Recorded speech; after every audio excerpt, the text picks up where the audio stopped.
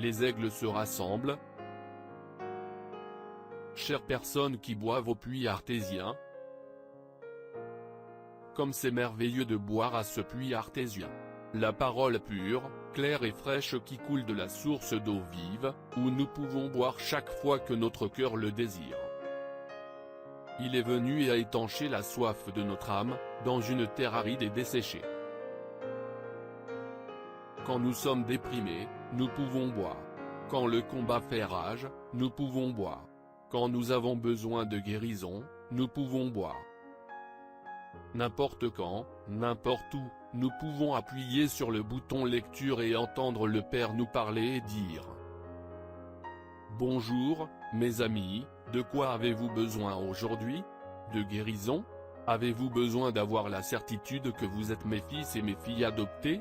Avez-vous besoin d'une réponse à une question que vous avez dans votre cœur?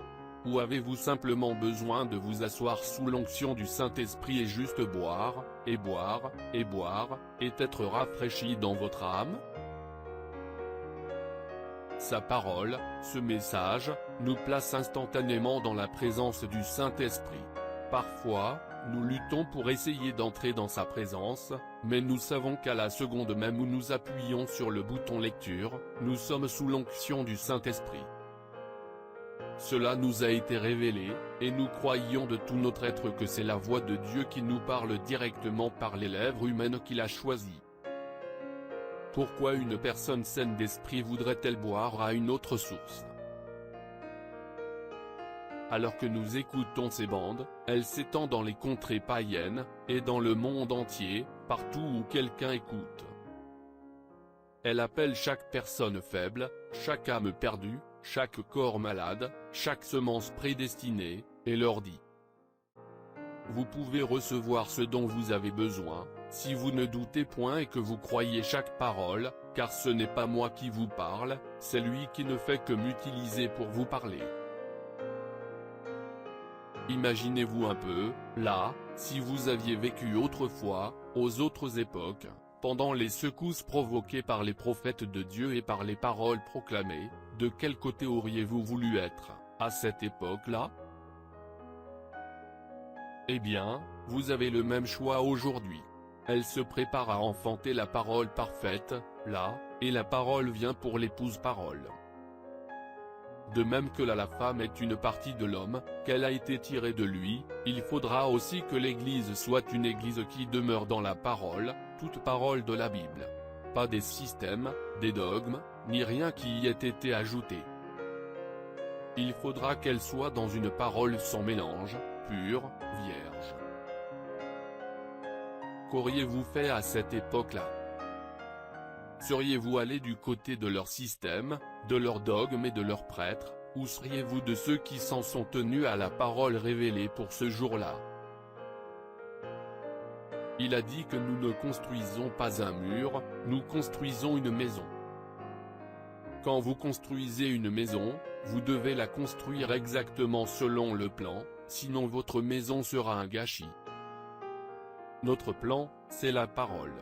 La parole du Seigneur vient à son prophète, elle ne vient jamais au prêtre. Elle vient au prophète. Le prophète est le seul interprète divin de cette parole. Alors, qui bâtira sa maison? Il faut qu'un oint vienne du ciel, soit envoyé ici-bas pour le faire. Ça a été le cas dans chaque âge. Une fois de plus, le monde, et ses élus, éprouvent des douleurs d'enfantement. Vous n'avez qu'à regarder les choses qu'il nous a dit se passeraient dans le monde et dans son Église aujourd'hui. Nous voyons cela s'accomplir devant nos yeux. Dans chaque âge, le Père a envoyé ses messagers. Paul, Irénée, Martin, Colomba, Luther, Wesley, et dans notre âge, William Branham. Au passage de chacun de ces messagers, le monde, à la fois naturel et spirituel, a éprouvé des douleurs d'enfantement. Il faut la douleur, la détresse et le malaise, mais maintenant la dernière douleur de l'enfantement et le temps sont proches. Nous voyons la condition du monde, la détresse parmi les nations. Nous voyons que l'épouse ressent l'urgence de s'en tenir aux bandes et de croire chaque parole. C'est difficile, mais c'est l'enfantement de son épouse. L'enlèvement est proche. Nous nous unirons de nouveau à 13 h, heure de Jeffersonville, heure avancée de l'Est GMT UTC-4, pour boire à ce puits artésien et écouter la parole, alors qu'il nous dit que nous éprouvons maintenant les dernières douleurs de l'enfantement. Joseph Branham.